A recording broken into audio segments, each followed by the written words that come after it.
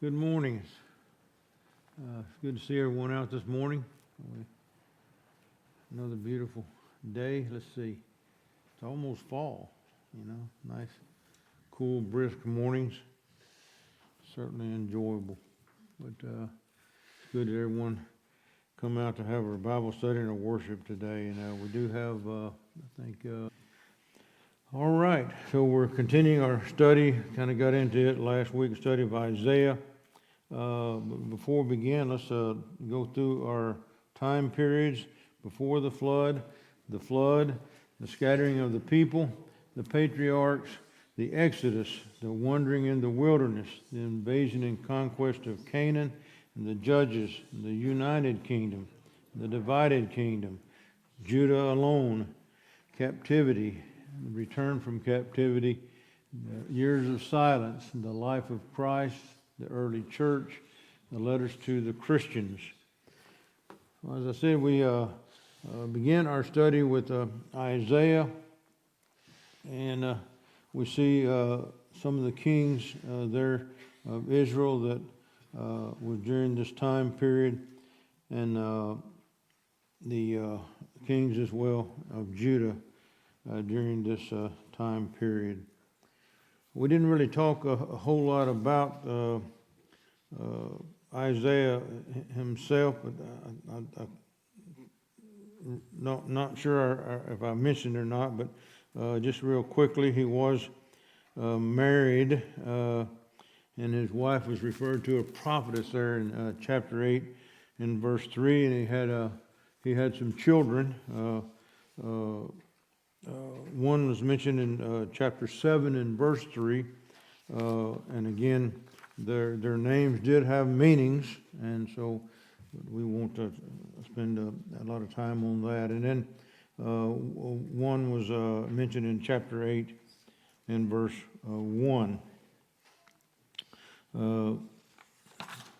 As far as secular history, there's a lot of material out there on secular history, Jewish writings, historical writings. One called The Ascension of Isaiah.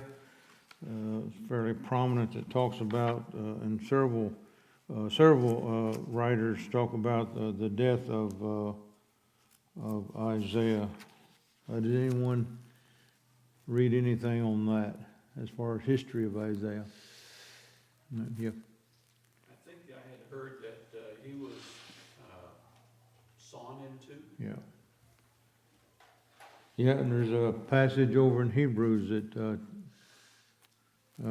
reflects those that have were sown into, I believe, Hebrews chapter 11, verse 37 there. But actually, the history talks about he was hiding in a hollow tree.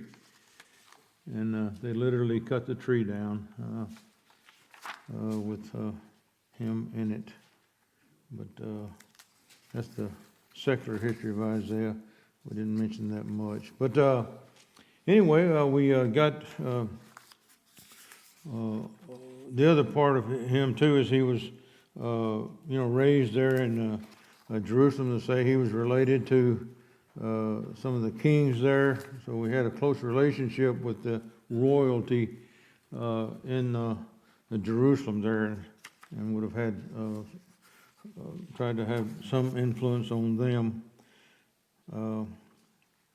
Anything else as far as the man himself, the prophet himself, Isaiah, that you'd like to mention? Okay, we got down discussing question 2. Let's move forward to that. Isaiah prophesies both concerning the present and the future. And what did Isaiah see concerning Judah and Jerusalem? Anyone?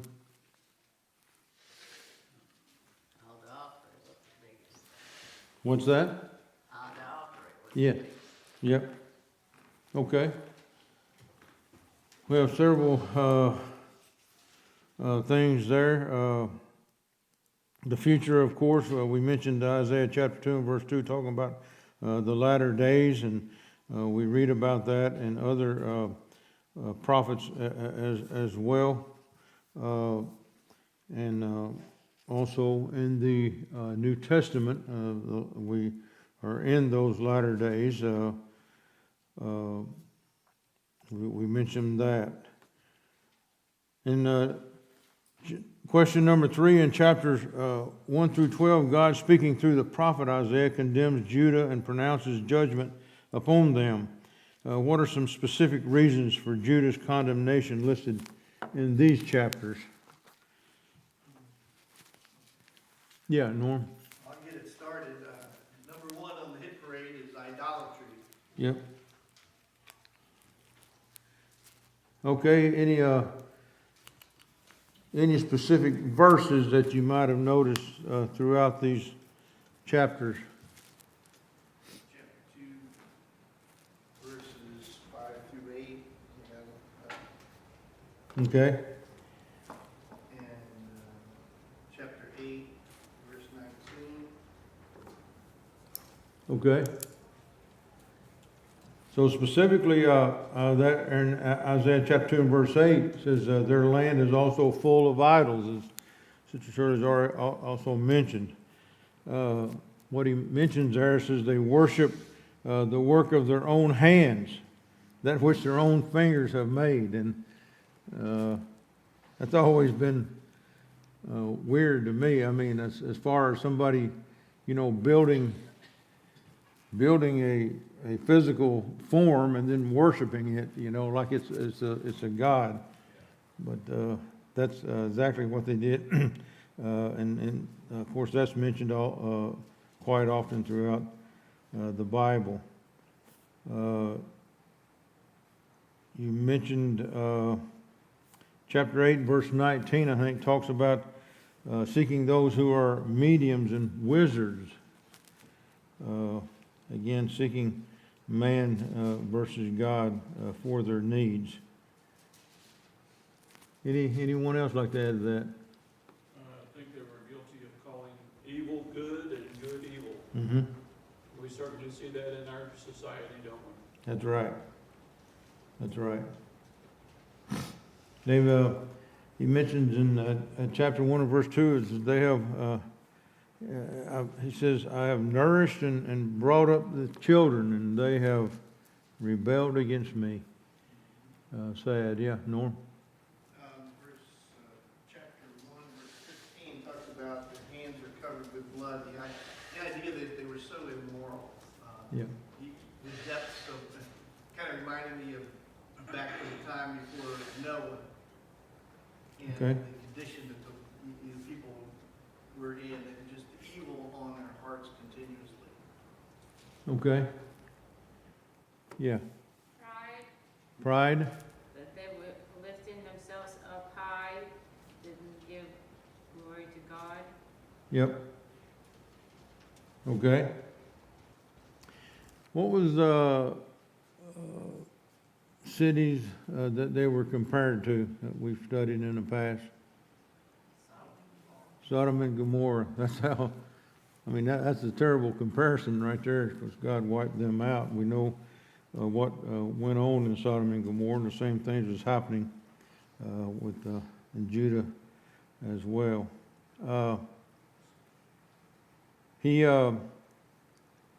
Isaiah 3 and verse 12, he says, as for my people, children are their oppressors, and women rule over them.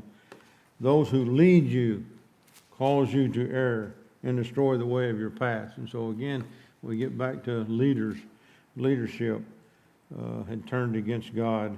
Verse 14 there, Isaiah chapter 3, the Lord will enter into judgment with the elders of his people and his princesses, for you have eaten up the vineyard, the plunder of the poor is in your house. And again, the wealth, they wanted to get wealthy, and they oppressed the poor, because of this. And of course, chapter 5, we have several woes as well.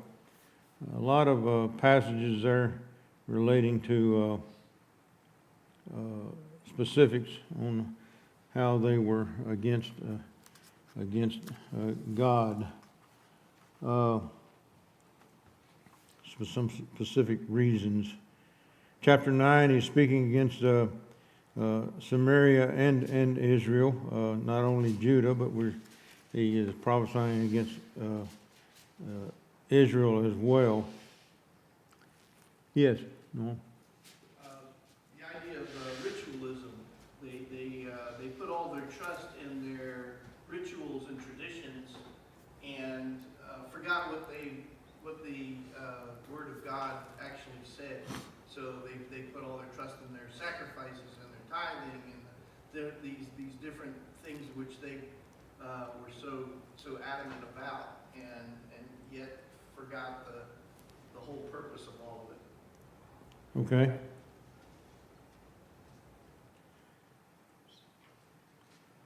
So, Isaiah 10 and verse 11, it says, "As I have done to Samaria and her idols, shall I not do also to Jerusalem and her idols?" As we looked in on the chart previously, Isaiah was prophesying during what period of time? He was prophesying during the time that Israel was being taken captive and destroyed by Assyria. And we'll talk more about this later in other lessons as well. Any other comments on question 3? All right, number 4, in chapters 13 through 27, and as I mentioned last week, these are broad areas, and there's a lot there more than what we're talking about in our questions, but some of the things we'll talk about there. In chapters 13 through 27, God condemns the enemies of Judah, and then even the world. It lists some of the reasons given in these chapters why they are condemned. Yeah, Norm? Babylon talks about them. Their biggest thing was their arrogance and their pride, and feeling like they could never ever go down. So sort of like the Edomites later on, who were safe and secure behind their caves and their fortifications. Yes. Of course, during this time, the power of Assyria, and here's Babylon setting back off a little bit, and of course they get more powerful later on, and of course not too distant in the future. Any other, yeah? Moab, they've got along with extortion, oppression, pride, their arrogance, their fury of their warriors. All of those things were being held against them. Okay. Yeah. It refers to Damascus, which I think would be a reference to the Assyrians. Said that they had forgotten God in chapter 17, verse 10. Okay. And also Egypt was condemned for following other gods in chapter 19, verses 1 to 4. Okay.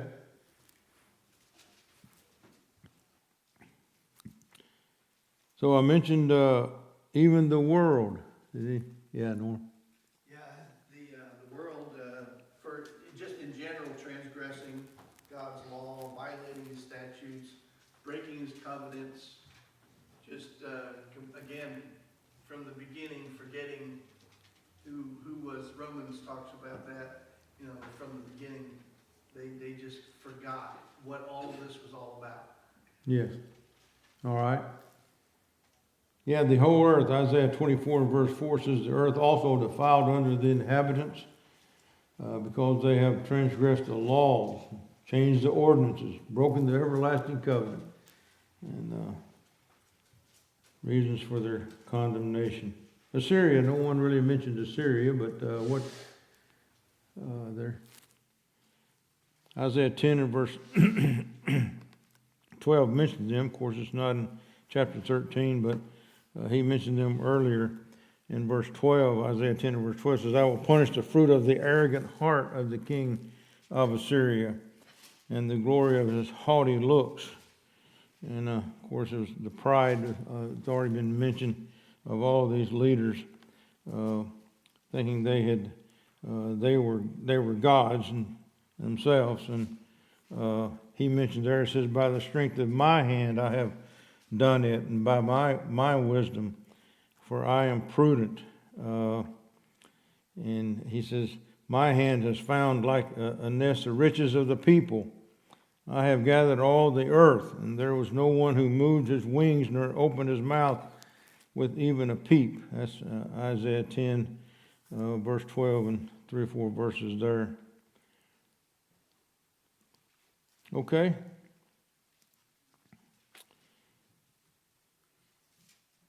He mentions the rulers. Isaiah 14 and verse 5, the Lord has broken the staff of the wicked, the scepter of the rulers. Their pomp and arrogance will be brought down to Sheol. Isaiah 14. Any other comments on that? Yes. Ma'am. He also mentions like the coastlands, I'm assuming Mediterranean, the Tarshish and Sidon and Tyre. And again, their pride, their not believing God, the riches of their cities that are all going to be destroyed. Okay. That's chapter 23, I guess. Yeah. Norm? And the reason this is so important to remember this broad scope on it is because of the three institutions that God established. He established the family, he established governments to rule over the people of the world and govern themselves, and of course the church later on. And this falls squarely in that area of what governments should rightly do. They should be remembering God, whether the patriarchal law or the Mosaic law or the Christian Christ law. They have first allegiance to God, and they need to remember that. Okay. So yeah, he's not only condemning Judah and Israel, but all the nations around them, bringing condemnation on them for what they had done. It's interesting too. He brings severe condemnation on all of these nations, and I mean they're even wiped out. You know, with Syria, Babylon, the Medo-Persian. None of them exist now. But who does exist? God does exist, but his people continue to exist. And it's interesting there in Isaiah chapter 26, in verse, as he talks about this condemnation on all these people. Verse chapter 24 says, is talking about we mentioned the earth, and then 25 in my Bible it has a song of praise for God's favor. And then in chapter 26, a song of trust in God's protection. And so he's talking about his people here. And look in verse 20 of chapter 26, he says, "Come, my people, enter into your rooms and close your doors behind you. Hide for a little while until indignation runs its course. For behold, the Lord is about to come out from his place to punish the inhabitants of the earth for their iniquity, and the earth will reveal her bloodshed and will no longer cover her slain." And so again, he's got a little compassion. He's showing some compassion and love here for his own people, and I thought that was interesting. Any other comments on that? Number 5, there are several chapters given to King Hezekiah. How did he save himself in Jerusalem, and what was his downfall? What did Isaiah have to do with all this? We've talked about Hezekiah. Interesting enough, he was preached about here not too long ago, and so we should have pretty good knowledge of this one. Anyone want to? Yeah. Well, the first part of the question there was, how did he save himself in Jerusalem? Is by praying to God for help. Chapter 37, particularly verses 14 through 20. And then as far as his downfall, was pride. He ended up showing the Babylonian kings all of his treasures, everything he owned, everything that was considered a treasure of God, and so on. And then they eventually came and pillaged and took everything. Okay. what was, you remember the reason why he was showing the Babylonian king this? He was trusting, earlier they had trusted in Egypt to try to save them, and they were trusting and before that, the Syrians, and went to them for help, and here the Babylonians, again, the upcoming folks, they're trying worldly solutions to spiritual problems. Yeah, it's interesting. I mean, you know, all these heathen nations around them, they're, you know, when one gets powerful and about to, you know, overtake, you know, God's people, the kings, instead of going to God, you know, would try to appease other nations to help them overcome these other heathen nations. And I thought that was interesting. We read and studied about that so often, how terrible that is. But yeah, so he saved himself from Sennacherib, king of Assyria, again, against all. He had come down in 701 and was wiping out all of the cities around Jerusalem there, and the leaders of around Hezekiah noticed all of this. Of course, Sennacherib sent the main man in chapter 36 and verse 1. It says, the king of Syria sent Rabshakeh from Lachish to Jerusalem to King Hezekiah with a large army. And then Rabshakeh basically was calling out to the people. He says, do not, verse 15, do not let Hezekiah lead you to rely on the Lord, saying the Lord will certainly save us. The city will not be handed over to the king of Assyria. And so he was telling them not to rely on God. Verse 20, why among all the gods of these lands have saved their land from my hand? Or who? Who among all the gods of these lands have saved their land from my hand, that the Lord would save Jerusalem from my hand? So again, the leaders, verse 22, was listening to this, and they went to Hezekiah with their says with their clothes torn. What does that mean?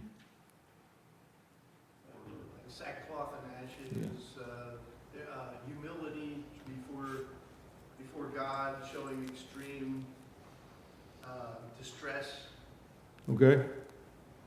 So there was a deep concern for there, and then in return, when they told Hezekiah about this, what did Hezekiah do? You remember? He did the same thing. He tore his clothes and covered himself with sackcloth and entered the house of the Lord. So here Hezekiah's got the right idea now. He's, instead of, you know, going to calling on some other kings. Of course, he didn't have a whole lot of time here, as Jerusalem was about to be taken over after Sennacherib had wiped out all the cities around him. Of course, he was saved. He saved Jerusalem, as already mentioned. And how did he save himself? He was going to, and we mentioned Isaiah. So Isaiah, you know, is playing a big part of this. He calls on Isaiah to help him out with this as well, as far as Sennacherib.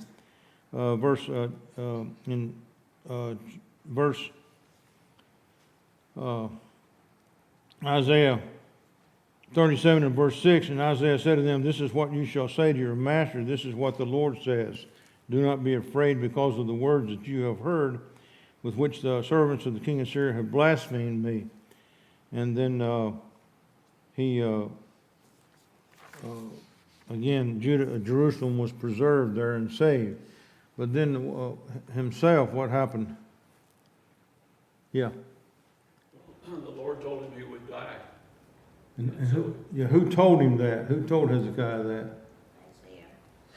Hmm? Didn't Isaiah? Yeah, Isaiah came and gave the bad news to him there, but then as he had mentioned Isaiah then gave him the good news that the Lord has extended your time as well. So this is how Isaiah is playing a part in all of this. And so then when Hezekiah was entertaining the Babylonian king, who brought him the bad news about that? Anyone? Isaiah. So here's Isaiah involved in all of this. As we mentioned earlier, Isaiah is in Jerusalem there, and so he's again could have had a great connection to royalty there, but had a close connection with Hezekiah and the other kings as well. But yeah, so what this shows is Isaiah is going to do the will of God no matter what. He brings the good news and he brings the bad news. And so as long as men, and this is lessons that we can learn as well, God's already given us the good news and bad news. I mean, we have all these examples that we read about. If we remain faithful to the Lord, we will spend eternity with him. But if we don't, then Satan will have us. And so let's learn from these lessons as well. Any other comments on number 5? There's a transition of world powers that takes place here during Hezekiah's life in the book of Isaiah. And what is this transition? Did you notice that? There's a few chapters there that shows this during the life of Hezekiah. We just talked about it a little bit. Yeah, Norm?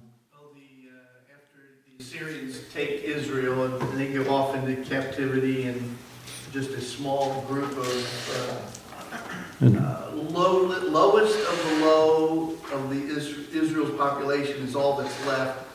In comes the other folks, and they become the Samaritans in the long run in the New Testament times. So, but then Assyria gets conquered by Babylon, and in that process of that, then the Babylonians, as a result of Hezekiah's the things that he did with his riches and all that, they take Judah and off they go into captivity, and for 70 years, and then as a result of the end of that period of time, a prophesied king rises named Cyrus, and the Medes, he was Cyrus the Mede, and the Medes come in, and in a very interesting way that Daniel talks about, comes in, and they see the handwriting on the wall. And the Medes come in and take the Babylonians, and ultimately Cyrus allows the Jews to come, that remnant to come back to repopulate the Judah area. Okay. So the first 38 chapters of the book is primarily concerning the Assyrians, and of course we mentioned though the condemnation on all of the nations around them, but Assyria being the primary one.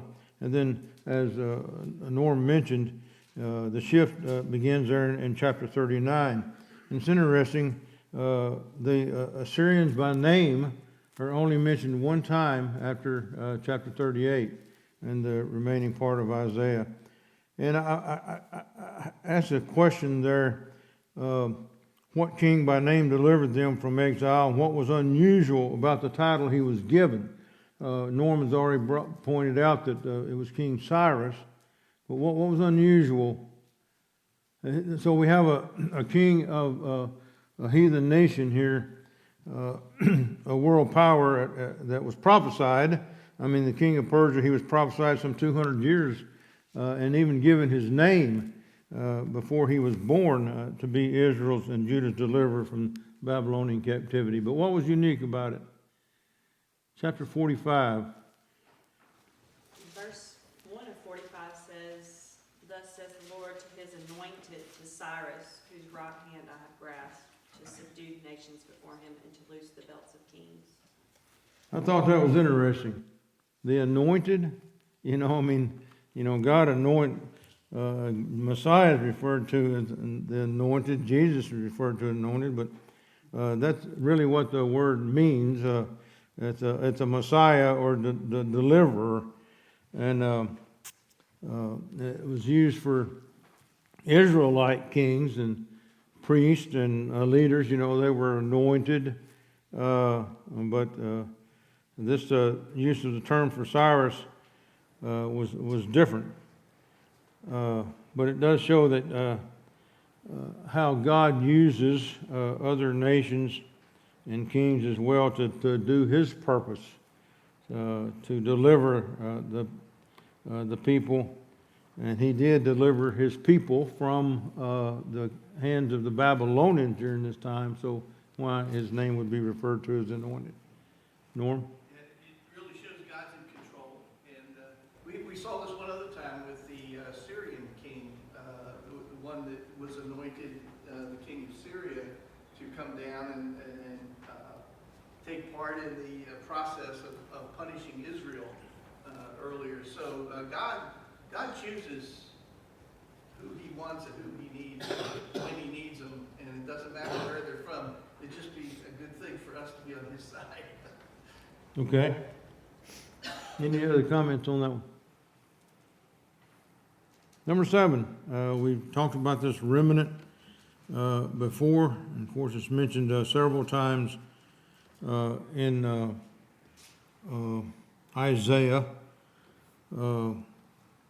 Who are the remnant and what's so important about them? I think Brother Ken might have talked about them a little bit.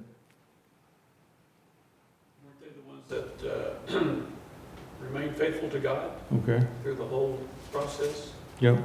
Norm, do you have your hand up? Yeah, these were those folks from the Judah that, of course, we read about in Daniel. We get an example there. We get examples in Esther. Again, about this remnant, the people that are faithful to God, that came out of there, and who would, a portion of them would return. Not all of them, but a portion of them. And God has always promised that there would be a remnant of His faithful so that His promises could be fulfilled into the future. The covenants that He's made. Without a remnant, there is no way for Him to fulfill His covenant. Okay.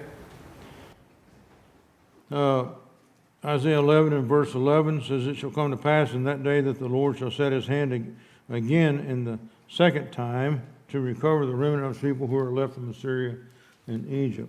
Of course, this is mentioned quite often in the New Testament. In John chapter 1, verses 45 and several verses following there, is where we have the statement, "Can anything good come from Nazareth?" And of course, Philip told his brother Nathanael to come and see. But Nathanael mentioned in verse 49, Nathanael answered him and says, "Rabbi, you are the Son of God, you are the King of Israel." This is our remnant we're talking about here. And we're not going to get into it, but write down Romans chapter 11. And, several verses there dealing with the remnant and references from Isaiah. In verse 8 there, Romans 11 verse 8, he references Isaiah 6 and verse 9. "God gave them a spirit of stupor, eyes to see and not ears to hear, and not down to this very day." And he goes on to talk about the Gentiles being grafted in to become part of the remnant. Romans chapter 11 and verses 11 forwarding there. But several verses there you can look at. Any other comments on number 7? Yeah, no. This concept of a remnant is we see it throughout the Bible in many different ways. We see it throughout the creation in many ways. For instance, the purification of gold, for instance. If you wanted to get gold, you get, in goes all the ore with all the junk and everything in there, and it's heated up to the point where that all those impurities can just be wiped off the top, and what's left is gold. pure gold. That's the remnant. That's the intent of God is to have that pure remnant, and we see it in all the different phases of the Old Testament, right into the church and into the final judgment. Okay. Any other comments on that one? All right, number 8. Isaiah is one of the most quoted Old Testament books in the New Testament. Listed below are several prophecies that are fulfilled in the New Testament. And so, anyone want to pick out one or two of those and talk about them? Norm? I'll start. Acts chapter 2 is the one talking about Isaiah 2 through 4, talking about the church being established. Okay.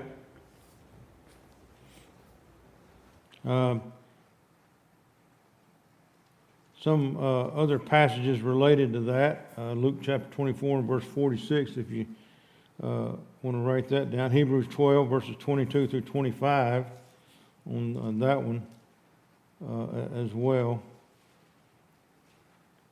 Speaking about the glorious church,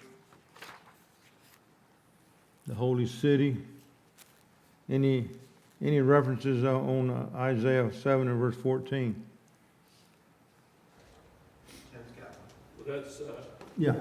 talking about the virgin birth of Christ. And of course, that's fulfilled in Matthew chapter 1 and also Luke chapter 1. Okay. All right. What about Isaiah 9, 6, and 7?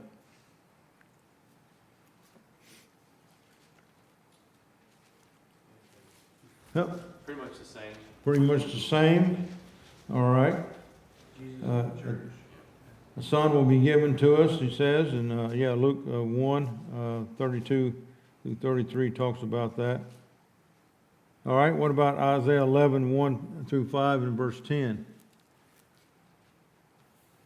A shoot will spring from the stem of Jesse, and a branch from his roots will bear fruit. This deals with the authority of Jesus. That all authority will be given to him. Ultimately, he's going to be the final judge. All of those things associated with that. Okay. So Jesus is going to spring into the world as a shoot from the stem of Jesse. And of course, we have the lineage of that in Matthew chapter 1, verses 1 through 16, primarily verses 6 there. And then Luke chapter 3, verses 23 through 38, primarily verse 32, has reference to that.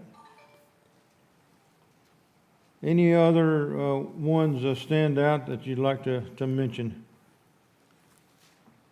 Isaiah 25, 8 is about Jesus' victory over death through his resurrection. 1 Corinthians 15 and verse 54. Yep. Along with that would be Hebrews chapter 2 and verse 7, and several verses there in relation to 25:8 says, "He will swallow up death forever, and the Lord God will wipe away tears from all faces, and the reproach of his people will take away from all the earth, for the Lord has spoken." And Isaiah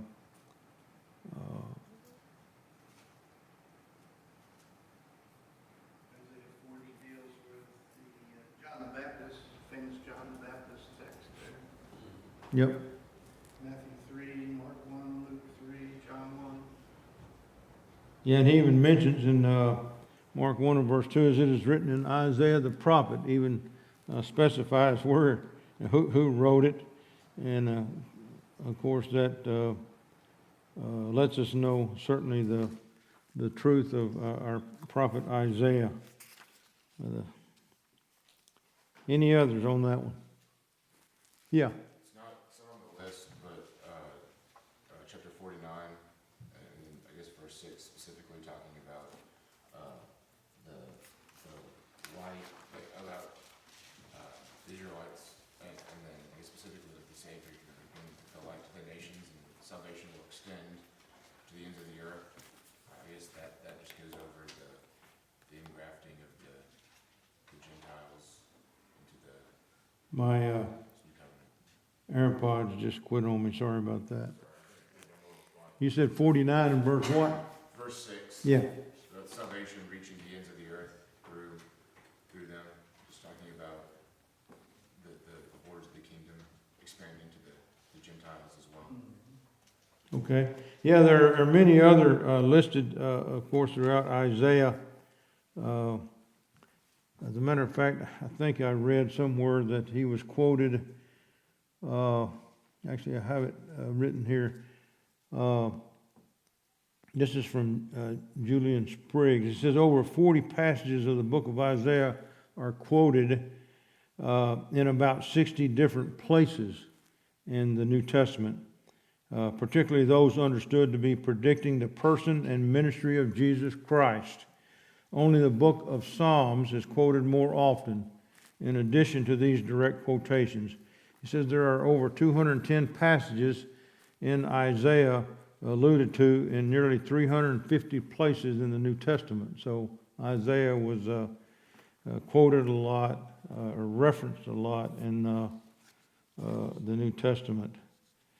Any other comments you'd like to make on the prophet Isaiah? I know it was a quick study, but due to time, we're wanting to try to get through as much as we can as far as our lesson material before the end of the month. Okay, our next lesson is lesson 10. We're looking at Jotham, Zechariah through Pekah, and the prophet Micah. And we'll just look at what's going on here in on our map. And these are during this is the kings that were serving during the time of Micah, the prophet, down here. And we're going to be talking about several of these kings as well. Notice now we have somebody else coming into play here, and that was the Assyrians that was going to be taking over Israel during this time. And so Isaiah we've already looked at, and Micah were they use the word contemporary, were contemporary during this time, prophesying the same time. And then this is the